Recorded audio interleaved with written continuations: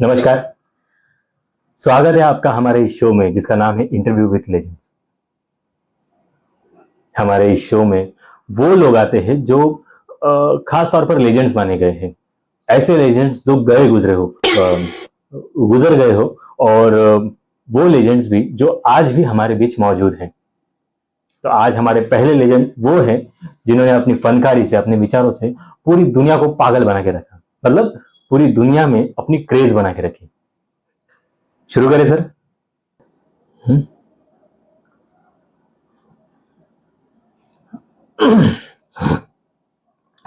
Sir, आपने बहुत सी Hollywood फिल्में की, हिंदी फिल्में की, शायद रीजनल फिल्में भी आपने बहुत सारी की हैं। तो और आप आज तो आपने कमाल ही करे, मतलब आज मेरे शो में आ गए आप। कैसा लग रहा है आपको?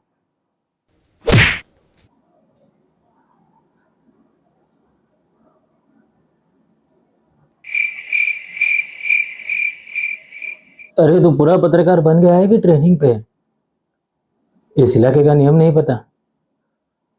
बिहाड़ में sir sir sir sir sir, sir. हमें आपके फिल्मों के उत्तर नहीं चाहिए। हाँ, हमें ना आपके असली वाले उत्तर चाहिए जो आप चाहते हैं, है ना? तो सच बताइए कि आपको कैसा लग रहा है? कैमरा चालू है।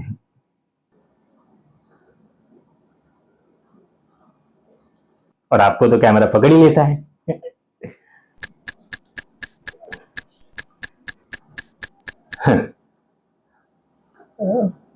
फायदा ही फायदा है।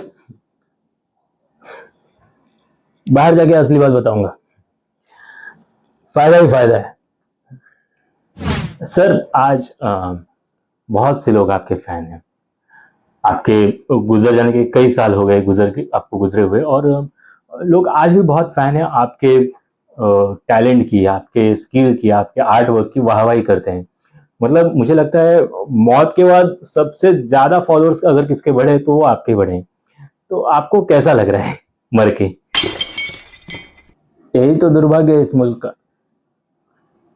10 से ऊपर हॉलीवुड फिल्म है, ऐसे ऐसे सब्जेक्ट्स को हाथ लगाए जिसको हाथ लगाने के लिए बड़े बड़े स्टार्स कतरा रहे थे। साला किसी ने नहीं पूछा। साला दुनिया से विदाई के लिए सब मेरे नाम का जाप करने लगे। दुखद तो है। असली फनकारों की ना इस दुनिया में कीमत ही नहीं है ना? ज्यादा मगरमच्छ क्या सुना पा। अगर विदा नहीं लेता ना तो तेरे इंटरव्यू में पहले दिन मेरा नहीं होता। तमीज से जो पूछना चाहता है पूछ और खत्म कर।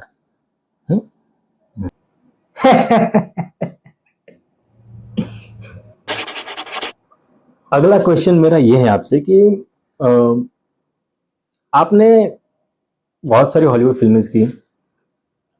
ऐसा नहीं कि आपको ऑफर्स नहीं आई, बहुत अच्छे अच्छे ऑफर्स आई, बहुत ही नामी डायरेक्टर्स ने आपको अप्रोच किया, लेकिन आपने उनको ठुकरा के कुछ रीजनल फिल्में या हिंदी फिल्में की आपने। मेरा सवाल आपसे यह है कि इतनी इतनी वाहवाही मिलने के बाद भी आपने हॉलीवुड में जाना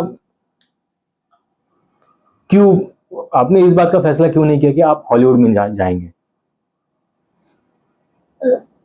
ऐसा नहीं है कि मैंने नहीं सोचा सेटल होने के बारे में। अगर जिस तरीके से मौके मुझे मिल रहे हैं वहां से, तो उन्हें मेरा चेहरा बहुत पसंद है। वो कई खिताब देते रहते, तो खैर मैंने दिमाग में कई बार आया कि मैं वहां सेटल हो जाऊं। लेकिन अभी अगर मैं तेरी उम्र का होता और मुझे ऐसे मौके मिलते तो शायद मैं सेटल हो चुका होता। लेकिन जी, मैं अभी ना कनाडा गया हूँ मैं, और कई जगह गया हूँ। तो वहां पर ना 40 के ऊपर का आदमी, 40 का आदमी काम करता हुआ, नौकरी करता हुआ ना बहुत उदास है। जी, वो ना वो कहीं ना कहीं ना अपने रूट्स की तरफ लौटना चाहता है, जो कि प्रवृत्ति है। हर कोई चाहता है अपने रूट्स की तरफ आना।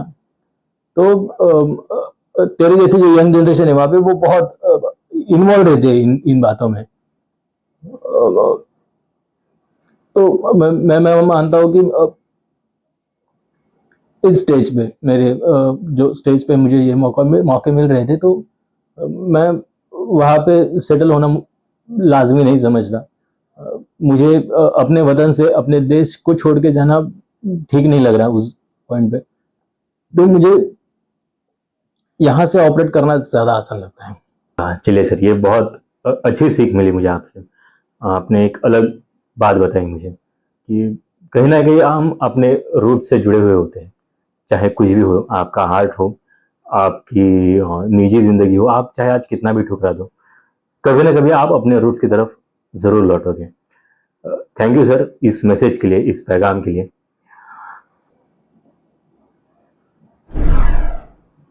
अगला सवाल आपसे यह है सर कि आजकल का अभिनेता या फिर आजकल का कला करना बहुत बहुत कंफ्यूज है या फिर मिसगाइडेड है बहुत सी चीजों में।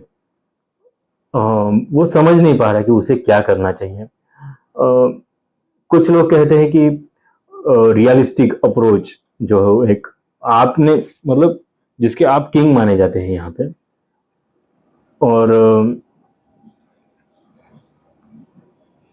और एक दूसरा अप्रोच आता है कैरिकेचर अप्रोच, जो खास तौर पे कॉमेडी में इस्तेमाल होता है। एक्टर अभी कंफ्यूज हैं कि मुझे क्या करना है। आप उस कंफ्यूजन के लिए, आप उस क्वेश्चन मार्क के लिए क्या सलाह देना चाहेंगे? मैं क्या बताऊँ इस पे। देखो यार, अच्छी बात है कंफ्यूज होना जी, बहुत अच्छी बात है, क्योंकि ये ना ये सबूत है इस बात का ना, आप ना कुछ सोच रहे हो, तो अच्छी बात है। आप एक दायरे में नहीं हो तो ओके। दिक्कत तब हो जाती है जब आप ना दूसरों के जवाब देने लगते हो। तो देखो यार, हर एक के क्वेश्चन पेपर जिंदगी के अलग है, जवाब भी एक जैसे कैसे हो सकते हैं।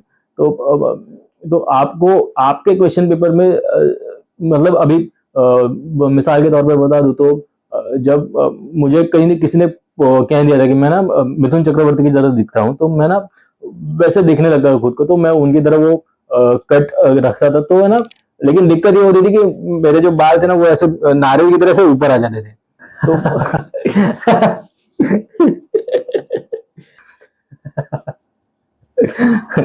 तो वो आ जाते थे, तो ऐसे ऐसे फोटोज थे मेरे पास, और तो वही हो जाता था। तो दिक्कत यही हो जाती है कि आप ना दूसरों के जवाब जीने लगते हो, तो ये दिक्कत हो जाती है। अपना क्राफ्ट, अपना सब सब आप रख रखते हो। तो यही मेरा कहना है कि आपकी जिंदगी अलग है, आपके क्वेश्चन पेपर हर एक की जिंदगी के अलग है। तो अपने अपने जवाब ढूंढो, दूसरों के जवाब मिसाल के तौर पर रखो, लेकिन अपने अपने खुद के जवाब ढूंढो।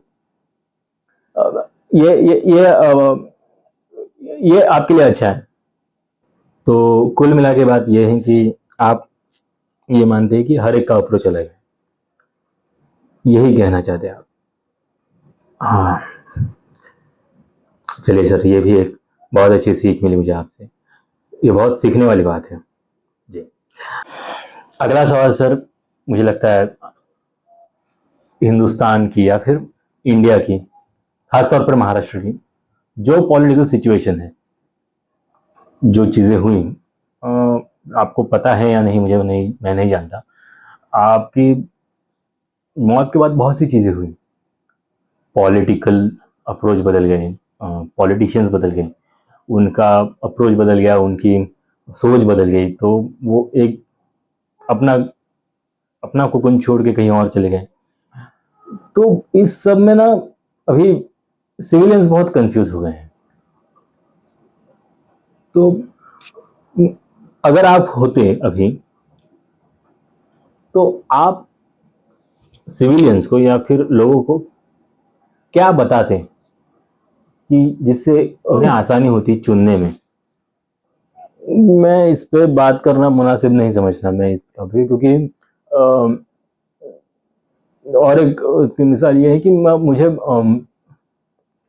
जो भी रोल लोगों को पसंद आया मेरे, चाहे वो कोई भी फिल्म उठा लो, जिसमें लोगों को पसंद आया, उसमें हुआ ये कि वो रोल या फिर वो स्क्रिप्ट ना मेरे फिलोसॉफी से मेल खाती थी।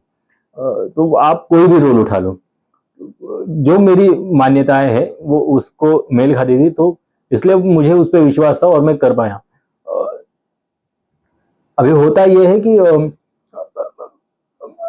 आप अभी मुझे पूछ रहे हो कि पॉलिटिकल एक्सचेंज, पॉलिटिकल क्लाइमेट, जो ये हुआ, ये हुआ, ये सब, तो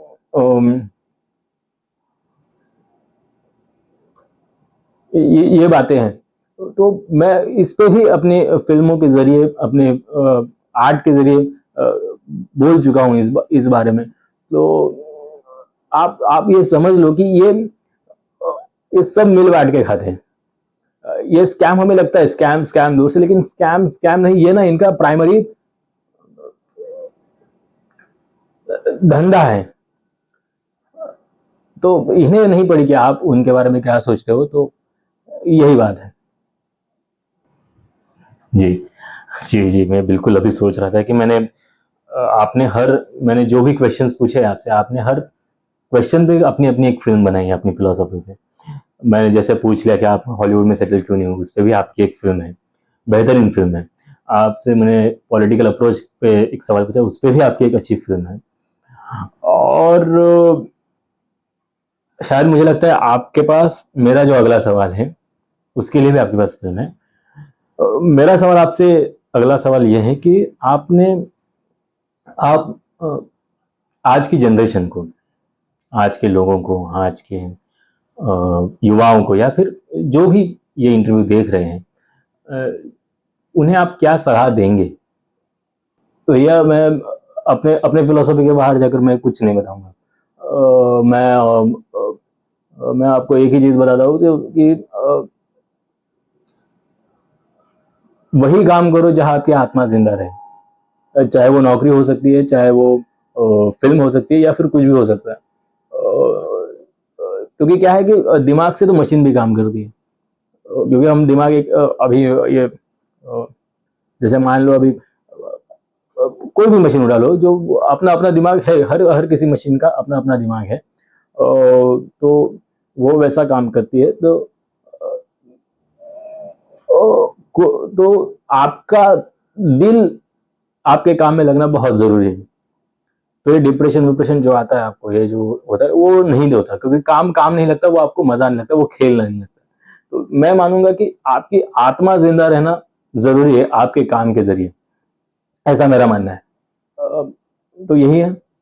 तो सर, शुक्रिया आपका इस शो में आने के लिए, और आगे कुछ होगा तो आपको मैं जरूर अप्रोच करूंगा, आप आते रहिएगा मेरे शो में। तो सर, तो ये था आज का शो हमारा। चलिए, फिर से मुलाकात होगी एक नए लेजेंड के साथ।